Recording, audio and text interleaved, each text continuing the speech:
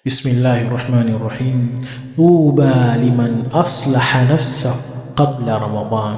Hongezi, furaha kwa yule ambaye ataitengeneza nafsi yake baina yake na Mola wake kwa kutubia, kwa kuomba msamaha, akaitengeneza nafsi yake baina yake na ndugu zake kwa kusameheana, kwa kuondoa yale yaliyomo ndani ya vifua vyao, lakini pia kwa kutengeneza nafsi yake kujitahidi kuwa katika taa, lakini pia kwa kuitengeneza nafsi yake kuacha ada mbovu ambazo anazo kabla hajafikiwa na mwezi mtukufu wa Ramadhani.